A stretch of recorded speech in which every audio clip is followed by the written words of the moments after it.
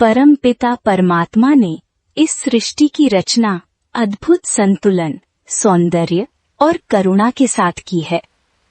ऊंचे पर्वत, कलकल बहती नदियां, हरे भरे वन और जीवनदायिनी वायु, ये सब किसी एक के लिए नहीं बल्कि समस्त सृष्टि के लिए है।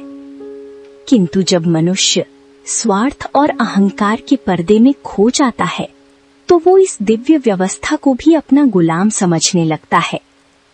ये कथा है उसी शाश्वत सत्य की। जियो और जीने दो। पहाड़ों की गोद में बसा था एक छोटा सा सुंदर गांव, सूरपुर। चारों तरफ हरी भरी खेत, बहती नदियां और शांत जंगल। गांव के लोग मेहनत करते, खेती करते और खुशी खुशी अपना जीवन बिताते थे। लेकिन इस शांत गांव में एक इंसान ऐसा भी था जिसके कारण लोग डर में जीते थे। उसका नाम था बीर सिंह। गांव का जमींदार और बेहद घमंडी इंसान। गांव में जो भी फसल उगती उसमें से हिस्सा लेना वो अपना अधिकार समझता था।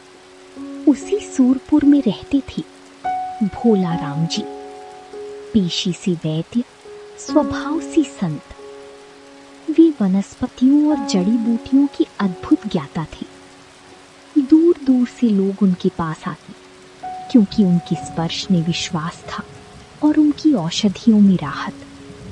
रोगी उनके लिए न अमीर था न गरीब, वे सबकी सेवा एक समान भाव से करती।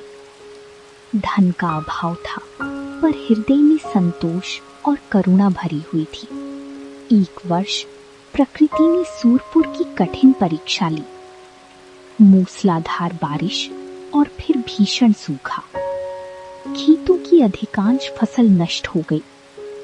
भोला राम जी की फसल भी लगभग खत्म हो चुकी थी।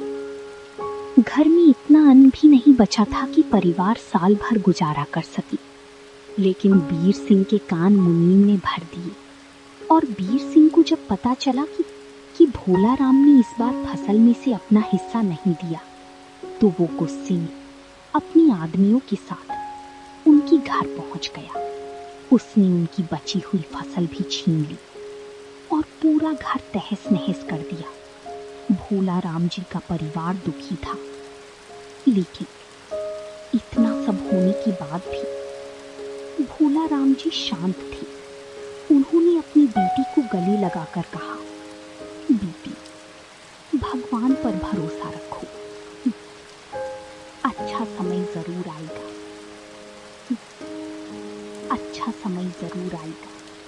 अगले दिन से वे फिर टूटी दीवारों के बीच रोगियों की सेवा करने लगे। कुछ दिनों बाद बीर सिंह अपने बेटे और आदमियों के साथ जंगल में शिकार खेलने गया।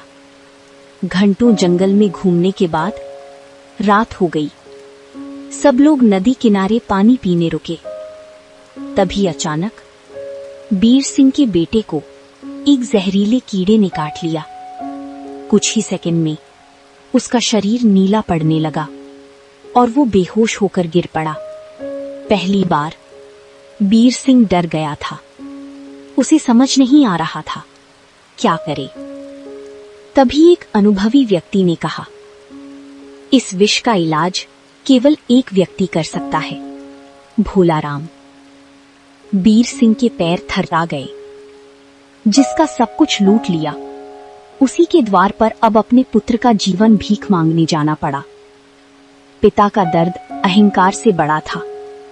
वो अपने अचेत पुत्र को गोद में लेकर भोला राम जी के घर की ओर भागा। रात गहरी थी। बीर सिंह कांपती आवाज में सारी बात बताने लगा। भोला राम जी ने न पुराना अपमान याद दिलाया न कोई शिकायत की। वे तुरंत उठे, जड़ी बूटियां निकाली और बालक का उपचार शुरू कर दिया। थोड़ी देर बाद बालक की सांसें सामान्य हो गईं। बीर सिंह की आंखें भर आईं। जो कभी किसी के आगे नहीं झुका, वो उस रात भोला राम जी की चरणों में गिर पड़ा। भोला राम जी ने उसे उठाया और शांत स्वर में कहा, बीर सिंह जी, जब तक आप दूसरों को जीने नहीं देंगी, तब तक आप स्वयं भी सच्चे अर्थों में जी नहीं पाएंगे। जीवन का धर्म केवल अपने लिए बटोरना नहीं, दूसरों के अस्तित्व की रक्षा करना भी है। इसी में मनुष्यत्व है और इसी में ईश्वर की इच्छा है। उस रात के बाद बीर सिंह सचमुच बदल गया। उसने भोला राम जी के लिए नया घर और दवाखाना बनवाया। गांव की अन्यायपूर्ण प्रथा हमेशा के लिए समाप्त कर दी। सूरपुर में फिर से खुशी, विश्वास और अपनापन लौट आया। जियो और जीने दो केवल एक कहावत नहीं, बल्कि सभ्य समाज का मूल मंत्र है। दूसरों को जीने का अधिकार देना ही सबसे बड़ा मानव धर्म है। करुणा, न्याय और सह अस्तित्व पर टिका समाज ही स्थायी शांति पा सकता है। जियो और जीने दो। तो दोस्तों, अगर आपको कहानी पसंद आई हो तो वीडियो को लाइक और शेयर जरूर करना न भूलें। फिर मिलते हैं अगली कहानी में। तब तक आपका बहुत बहुत धन्यवाद।